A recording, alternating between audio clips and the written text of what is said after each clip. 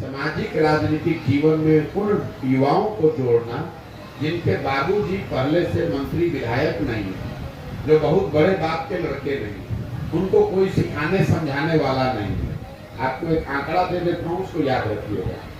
बिहार में पिछले 30 वर्ष में जितने लोग भी एमएलए एमपी बने हैं, चाहे जिस दल से भी बने हैं, अगर आप उसका सूची बनाइएगा तो आपको पता चलेगा कि बिहार में 1250 परिवार के लोग ही यहाँ एमएलए एमपी बनते रहे हैं।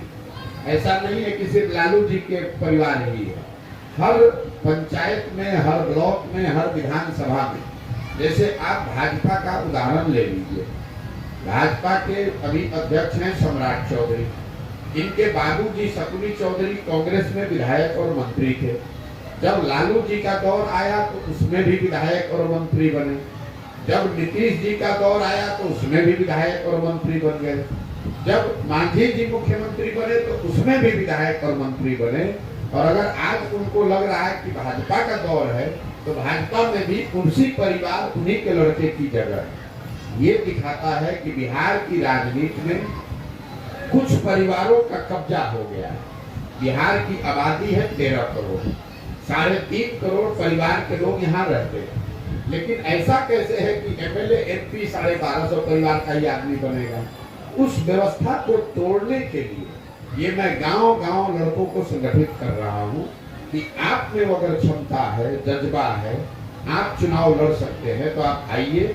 आपके पास पैसा नहीं है, आपके बाबूजी लालू यादव नहीं है, मंत्री विधायक नहीं है, लेकिन उसके लिए घबराने की बात नहीं है। अगर हम उनको सलाह दे सकते हैं तो आपको भी सलाह दे सकते हैं, आपको सलाह भी देंगे और संसाधन भी देंगे। आप आइए, समाज के लिए, समाज में अपनी जगह बनाइए, राजनीति में जुड़िए, क्योंकि ये पूरा अभियान इस बात के लिए है कि समाज से अच्छे लोगों को राजनीति में लाया जाए। उसी के तहत ये क्लब बनाए जा रहे हैं। जो लड़के ये क्लब बना रहे हैं उनकी सामाजिक राजनीतिक यात्रा उस क्लब के मूल में है कि भाई वो गांव में काम करेंगे, युवाओं को जोड़ेंगे, उनको पढ़ाएंगे, उनको खेल कूद में मदद करेंगे, कोई बीमार पड़ेगा तो उसकी मदद करेंगे, तभी तो वहाँ उसकी पहचान बनेगी। यही काम क्लब के जरिए किया जा रहा है। जातीय सर्वेक्षण को इस रूप में देखते हैं कि बिहार के संदर्भ में एक नेता है नीतीश कुमार, जिनकी राजनीतिक पारी का अंत हो रहा है, तो घबराहट में किया हुआ एक अंतिम दाव है जिसका कोई असर नहीं होने वाला है। देखिए, सर्वेक्षण होने से, गणना होने से कोई दिक्कत नहीं, गणना होनी चाहिए, सर्वेक्षण होना चाहिए। अगर कोई जाति विशेष की संख्या कम बताई गई या कोई पीछे छूट गया विकास के दौर में, उसकी पहचान हो, उसको अधिकार दिया जाए, ये बहुत अच्छी बात है। लेकिन इसका राजनीतिक दुरुपयोग या नियत ये है कि समाज को बांटा जाए, समाज में आग लगाया जाए।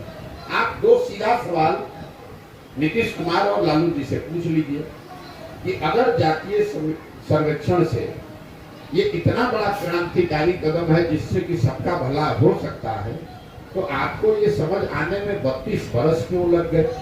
आप दोनों लोग तो 1990 से बिहार चला रहे हैं, किसने रोका था आपको ये पहले करने से?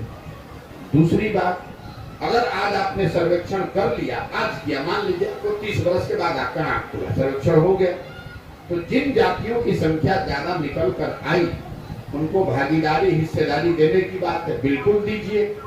तो कौन लोग सत्ता पर बैठे हुए हैं? बिहार का बजट है 2,46,000 करोड़, 60% उस 2,46,000 करोड़ का 60% जो बजट है वो सिर्फ 2 व्यक्ति नीतीश कुमार और तेजस्वी यादव के अंदर है। तो अगर आपको भागीदारी देनी है तो तुरंत अभी अपने कुछ विभाग आपको उन लोगों को, उन समाज के लोगों को देना चाहिए जिनकी संख्या ज्यादा बता रहे हैं।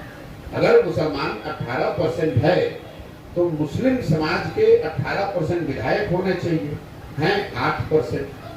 अगर मुसलमान 18, अगर अति पिछड़ा 35% है तो 35% अति पिछड़ों को विधायक बनाने से आपको किसने रोका था? अगर जो विधायक अति पिछड़ा बने हुए हैं उनमें से मंत्री बनाने के लिए आपको किसने रोका था? आपको किसने रोका है कि बिहार में कोई भी महत्वपूर्ण विभाग आप दलित समाज के या पिछड़ा समाज के लोगों को दें? तो अगर हकमारी हुई है, जो चीज बिल्कुल हुई है,